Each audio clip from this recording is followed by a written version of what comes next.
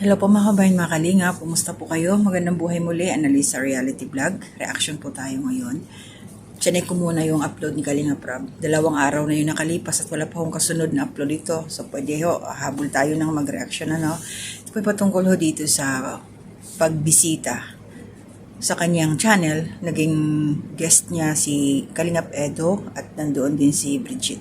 Alam naman ho natin na may mga nais ng mga supporters ang Kalingap, no, na magtandem ang dalawa.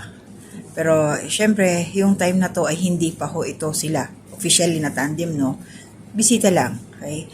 So, para doon no, sa mga bago pa lang sa aking YouTube channel na hindi ho kilala si Bridget. So, binalikan ko po yung first time na nakita po ito through kay si Coach Romeo po, ang kanyang scouter. Pinuntahan po ito doon sa bahay nila. Kukuha po tayo ng short clip para mas makilala nyo po kung sino ba si Bridget. Ang kanyang background. At ngayon na nandiyan siya sa Kalingap, nakita natin na may pagbabago sa kanyang journey. So may mga nabanggit ho dito si Bridget. Pero bago lahat naman yung subscribers, welcome po sa aking Munting Kubo. Maraming salamat po sa pagsuporta ninyo. Mga silent viewers na sa comment section, thank you so much. Nagta-thumbs up, nagsishare. Salamat po sa pagsuporta sa hindi po ninyo pag-skip ng ads. Maraming salamat din po. And shout out kila Kuya Bal Santos Matubang, Ate Edna Vlogs, Kalinga Project, Tapia Matubang, lahat po ng mga reactionist dito sa Kalingap. Ayan, shoutout sa inyo, mga Kalingap partners, shoutout din po. Luzon, Visayas, Mindanao, mga taga Cebu, taga Leyte, kumusta po kayo? Maraming salamat. At alam kong mayroon dyan, mga silent viewers, shoutout po sa inyo. Mag-iingat po kayo palagi. So ito po, nakilala si Bridget ni Coach Romeo. In-introduce si Kalinga Prab, pero ito po, short clip lang ang aking kukunin para makita natin ang kanyang sitwasyon, no? So ito po yung na rin, for the record, no? Kasi syempre, habang tumatagal yung panahon, lumalakad, may mga improvement, may mga pagbabago, at least meron tayong babalikan, no? Na ito siya noon, at ito siya ngayon, at ang magiging future niya. Kasi mahirap na alam naman natin yung mga nangyayari, no? Sa background, yung sa iba, pero hindi naman natin lalahatin. So ngayon, panoorin muna natin si Bridget. Ito po siya. So, saan ka nakatira dito? Pwede bang makita? Check natin, bro. Check natin yung kanyang bahay. Grabe, bro, Ate. no, ha? Ate, wait lang po. Grabe, bro, no? Sobrang lit lang. Ito bro. Dito Saka ano siya? bahay namin kasi po dun po sa lola ko po yun. Dito po talaga po. Saka parang ano siya, Bridget, no? Ayun, sariling lupa niyo ba talaga? Kasi kalsada na to, oh. Hindi ko lang. Parang siyang squatter, no? Dati po hanggang dito po yung bahay namin. Pero po nung widening. nagpa-widening po, binawasan. So, Wala po kami- taga-diet ka na talaga? Taga-rito ka na talaga? Nung bata po ako kasama nila, doon po ako side po ng papa ko. Kaso lang po, nagkasakit nga po ako doon. Dito lang po kami Oh. Para, Sige po. Ito lang po yung talaga kaligid. grabe, bro, maliit lang talaga. Yung doon po kami nakikitulog sa lola ko minsan. Kasi di po kami kasya ditong apat. Pwede ba akong pumasok? Okay lang po. Ikaw lang po kaya. Alam mo, kahit ang ganda-ganda ni Bridget, di niya kinakahiya yung kanyang kalagayan sa buhay. Bakit kaya, Bridget, na kahit ang ganda-ganda mo, yung iba kasi maarte, dapat magmukha ako mayaman sa mga kaibigan ko. Pero ikaw, bakit ka, totoong ano ka, di ka na yung lumapit. Siyempre, may mga kapanood nito, bakit di mo kinakahiya yung kalagayan mo talaga? Sa akin po kasi okay mo lang po yun kasi di naman po yung makakababa sa pagkatao. Kasi kung makikilala naman po nila ako. Kaysa sa tinatago, di ba? Tara, ano tayo? Sige, pasok po muna. Masikip ay. Okay lang po. Ako mauna, una ka na. Wait lang po. Yan lang po talaga siya. Ay, CR na po. Grabe. Mainit po. Grabe sa ganda niyang yan. Tapos ganito pala. Oo. Uniform mo?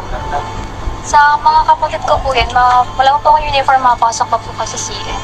Matulog dito yung mama ko, pagkas kapatid, ginigil lang po nila itong mga ano. Ito. Opo. Tabi lang siya. Kasi wala pong paglagyan. Madami po kami, kaya madami pong gamit. Pasensya ka na, ipasok ko namin yung ano namin. Okay. So, talagang dito nga siya nakatira. So, ayan po ng mga kalingap, mga kababayan. Yung time na yon, yung sa kabuuan po ng video, pagdating doon nila Kalingap Rob, mayroon sila Bridget, yung lola, yung lolo niya nakaburol. So, hindi yun inaasahan nila Kalingap Rob. So, ngayon, ipinakita yung tinitirahan nila, napakaliit lang na kwarto. Nandoon na lahat. 4 sila. 4 na magkakapatid, puro babae. Minsan natutulog doon yung kanyang mama. So, nasa tabing kalye lang sila. So, alam ko yung na yun, i-demolish na yun eh. So, this time, hindi ko lang alam kung nandoon pa rin sila. Kasi, yung natatandaan ko, last na napanood ko is, pinapaalis na nga at baka mangupahan na lang muna. Pero hindi ko alam kung nangungupahan sila ngayon. Dahil wala pa namang ako nakikita na update na patungkol doon. Pero, nakakahanga kasi yung batang to, masasabi kong, isang inspirasyon sa mga kabataan na nagsisikap. Kasi sabi nga niya, mayroon siyang side hustle. Sumasali sa mga pageant. Manalo matalo, dahil may mga sumusuporta, mga sponsors, kahit pa paano meron siyang naiuwi. Siguro amount yun, in cash. And then, nagmo-model din sa, ALM. Nagmo-model din siya. So, racket din yun. Yung nakilala ni Kalingap Rob. So, tingnan niyo yung kanyang itsura noon, a year ago. At ito naman yung ngayon. Kasi itong upload ni Kalingap Rob, may mga questions sila doon na masasabi mo prangkahan eh. Talagang nire-real talk nila si Bridget, kasi hindi rin natin maiwasan yung mga experiences, yung nangyari kay TQ. Baka mamaya nung umangat na, natulungan na, nabahayan na, nagbago ng timpla. Kaya kung bakit ko ito nire-reaction na ng ganito, ipinakita ko sa inyo mga kababayan at kalingap kung sino si Bridget nung umpisa pa lang. Para meron kayong makikita na sana naman hindi mangyari kung sakasakali mapabahayan dito ni Kalingap Rob, dumami yung kanyang sponsors, tapos sana hindi magbago. At yung po yun nandoon, nasa loob po yun ng content sa video ngayon nila Kalingap Rob yung 2 days ago. Kahit si Norman may mga katanungan doon, hindi ko sila masisisi kung magtatanong sila ng ganun. Mas maganda na rin yun para nakukuha nila yung kasagutan doon ni Bridget, kasi yun ang magiging resibo sa bandang huli. But believe ako sa bata na to, napakaano siya. Ay yung kanyang pagsagot, masasabi kong galing sa kanyang puso. Diretso, walang pahinto-hinto, tuloy-tuloy talaga siya kung ano yung kanyang nasa isip, ano yung nasa puso, nasa isip, ibubuka niya. Yun nga lang, sana talaga hindi magbago yung kanyang pananaw na gano'n na, kumbaga, hindi natin makikitaan na darating yung araw tatalikuran niya yung kalingap. Kasi sabi nga niya, marunong siyang tumingin, marunong siyang pahalagahan yung gratitude, yung grateful siya. At saka yung nabanggit pa nga dyan doon na kahit daw yung mga dati pa nakatulong sa kanya, nagkikeep in touch pa rin siya, kahit hindi niya kailangan ng pera, yung pangungumusta. Yun ang magandang attitude, sana hindi magbago. So ito po, panoorin muna natin yung usapan nila dito, nasa table, nandun shoutout sila Kalingap Tata, si Kalingap Rob, tapos si Bridget, tinawag na siya doon, si Kalingap Edo, si Kalingap Ian, din si Norman, yun po. Kasi sa bandang huli noon doon, mayroon pa si Vincent Calyada nandoon din. Panoorin nyo na lang po sa kabuuan ng video dito sa kay Kalingap Rob. Pero ito, share ko po sa inyo para sa mga wala ng time na pumasyal pa doon, may mga busy, So itong clip na to, salamat sa iyo Kalingap Rob. At ganun din sa una, thank you. At ito po yung aking i-attach, pasensya ka na, kailangan ko ng resibo para po doon sa mga bago pa lang sa aking YouTube channel. Mayroon din po silang mga idea. Kasi kailangan, ang isang kwento kasi, dapat maumpisahan. Kasi kung in between na, magtatanong ka, sino ba yun? Paano siya nangyari? Paano siya napunta sa Kalingap? Kaya importante ko talaga, kauna-unahan, kung paano siya nakilala, dapat nandoon. Kasi since ito na to siya ito yung first time na nandun si Kalingap Edo, magkasama sila. Maganda yung mga nabanggit dito ni Bridget tungkol sa friendship. Pero ito, panuorin muna natin. Relate natin sa mga nangyayari dito sa Kalingap community, di ba? Siguro usapan tayo ngayon yung tipong pagtanaw ng gratitude sa mga tumulong, di ba? Pagtanaw ng gratitude sa mga tumulong. Paano mo, kung ikaw Bridget ay siyempre ngayon hindi natin masabi. Ikaw ay bago ka pa lang sa Kalingap Angels. Kung sakaling maging ka-level ka na ng kasikatan nila Carla, nila, Joy. Tapos, maraming pumasok na kung sino-sino. Paano mo i-handle yung ganong sitwasyon sa buhay mo? Kasi po, unang-una po kasi kahit na po hindi ako maging kasing sikat nila Ate Carla, nila Ate Joy po. Unang-una po, thankful na po talaga ako. Kasi po sinabi ko po pagka dati na kahit po wala sa akin ganung karaming opportunity na papasok, ang mahalaga po sa akin, nakasupport po kayo kuya sa pag-aaral ko. Kasi yun man lang po talagang gusto ko ngayon, yung makapagtapos po ng di gaanong mag-isa po na kinakaharap yung mga problema sa pera, mga ganyan. Pero po, kung syempre po, maging kasing sikat po ako nila Ate Carla. Or yung opportunity kasi marami ng ganon. Siyempre po, yung gratitude po talaga, nasa akin na po talaga yun. Katulad po nung sa speech ko po, nun sa pabahay po, sinabihan po ako ng speech. Parang yung gratitude po kasi, kapag po yung tao is marunong po talagang kumilala sa mga tao na tumulong sa kanila, yung mga times po na parang walang-wala ka. Kung yung tao po is matino, parang matino po mag-isip, ganyan. Nasa kanila po yun, talagang naturally po nagka-come out siya sa tao na ma-attain po nila yung gratitude. Kasi po, yung mga tao po na tumulong sa atin, nung mga walang-wala, katulad po sa akin, nung kayo po tumulong kayo sa akin. Simula po kasi nung tumating po yung Kalingap, parang yung buhay ko po, parang, alam mo po yung parang nagkaroon po ulit ng parang pag-asa. Opo.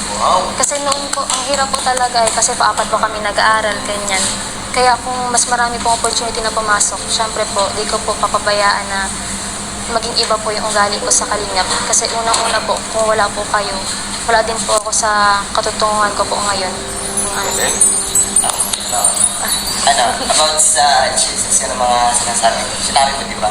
Karami kasi siyempre sa beginning, sa umpisa, pwede tayong magsalita ng... Pwede, yan yung magandang tanong yan. Lahat ganyan. Lahat ganyan ang ganyan. sinasabi. Marami na nagsabi niya na... Nagalit na O meron siyang di nagustuhan na na-disappoint ka sa akin. Nasa ikuwera mo naman na hindi niya sinasadya. May na-misunderstood ka na nasabi niya. Magandang tanong yun eh. Yung una po, yung sabi po na paano po mapapatunayan na totoo po yung sinasabi. Okay po, hanggang sa umpisa lang ba yan? Or at the end?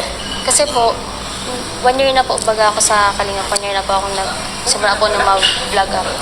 Opo. Tapos, syempre po, simula man po ng una kung ano po ako ngayon, kung paano po ako makipag-usap sa inyo, ganun pa rin naman po baga ako.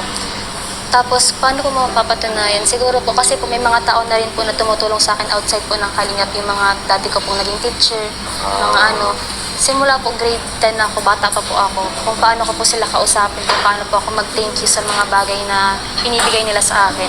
Hindi po yung nawawala sa akin. At saka parang, alam mo po yung sa puso mo na pag minarating ka, di mo sila kakalimutan. Ganun po. Siguro kung mapatunayan ko po yun kapag may nakausap po kayo na mga taong tumulong po sa akin mula po dati. Tapos kung paano po nila ako sinamahan po nung parang kailangan ko po talaga ng tulong. Wala pa po yung Kalingap nun. Pero until now po, andyan pa rin po yung respeto ko sa kanila. Tapos yung pagmamahal ko po sa kanila na kapag pag wala pa akong gawa, bigla ko po naisip na i-chat, kamustahin po sila, ganyan. Kahit po wala akong kailangan, gusto ko lang po parang ma-make sure na Parang okay. doon mo mamaano na kahit walang kailangan, kinakamusta mo pa rin. At saka po, kasi yung mga tao po tumulong kasi, kahit po financially yan, hindi lang po basta pera yung binibigay. Kasi po, yung pera po na yung pinaghirapan po nila. So at the same time, binibigay din po nila yung love po nila, yung care po nila sa isang tao. And yun po yung mas pinakamatimbang po sa akin, yung kapag may kailangan po ako, opo. Kasi nakikita mo po doon na genuine po talaga yung tao. And yun din po yung nakikita ko sa Kalingap. Kaya parang di po kaya ng konsensya ko na pag masama yung Kami ugali. kasi talaga, ang turing namin sa inyo, parang kapatid ng kabatang kapatid. Kaya masakit din sa amin na after ng, tinuring namin kayong close namin kayo, di ba? Kapatid ang turing namin sa inyo. Pero sa bandang ulit, ganun lang pala yung turing ng iba sa amin na parang pakiramdam nila, hindi kami totoo sa kanila. Masakit talaga sa amin yan. So yun po mga Kalingap, resibo po yun patungkol dun sa aking mga sinabi. So hindi ko na ho dadagdagan. No need to explain, malinaw po yung mga sinabi dyan ni Bridget. So ang sa akin na lang, isuportahan po natin ang channel ni Kalingap Rab. Panoorin nyo po. Kung gusto nyo yung mapanood ng full yung video na yon, kasi marami pa akong sinabi dito si Bridget na mapapahanga ka talaga. Sabi ko nga, Bridget, brilliant. Bridget the Brilliant, no? Matalino siya, magaling siya. Sanay talaga sa pang pageant na sagutan. God bless sa iyo, Bridget. Sana magtagumpay ka sa iyong nais marating sa buhay. Kasi para sa kanya, na may nabanggit pala dyan, na kung ihahambing siya sa mga sikat na mga angels, syempre, magiging thankful siya. Pero ang lang niya talaga, dito ako na humanga sa batang to. Ang gusto lang niya talaga, prangka, na matulungan siya ng Kalingap sa kanyang pag-aaral. Financial. Diniretso niya talaga si Kalingap Rob. So, di ba, nakaka-amazed, nakakatuwa yung batang to dahil walang paligoy-ligoy, no? Sumikat man siya o hindi, basta ang importante sa kanya, matulungan siya, makatapos siya sa pag-aaral. Financial support, no? Kaya thankful siya dyan. At alam naman natin na bawat vlog, meron yan binibigay. May ibinigay si Kalingap Rob. Malaking blessing yun kung mismo makapatapos siya sa pag-aaral through Kalingap. Nakaalalay ang Kalingap. Hindi man maging 100% na full support sa kanilang pag-aaral, pero nandyan, nakasuporta, nakaalalay. Malaking tulong ang Kalingap, di ba? At saka yung mga exposure niya, mga vlogs niya, kung saan yung mga ganap na isasama siya, di ba? So, malaking bagay yun. Mas maraming opportunities na sabi nga niya, marami na siyang nagiging, opportunities. Simula nung napunta siya sa Kalingap. At yung nag-improve na yung kanyang sarili, mas lalo siyang gumanda. No? Mas lalong gumanda. Sana hindi magbago ang takbo ng isip nito once na totally matulungan na talaga siya ng Kalingap. May bahay, kompleto na at lahat-lahat. Sana wag magbago. Na? So yun lang po yung sa akin. Maraming salamat po. Shout out po to my community spotlight. Maraming salamat po sa supportan niyo sa akin. Hindi muna ako magbibigay ng magme-mention ng mga names. Basta thankful po ko sa inyong lahat.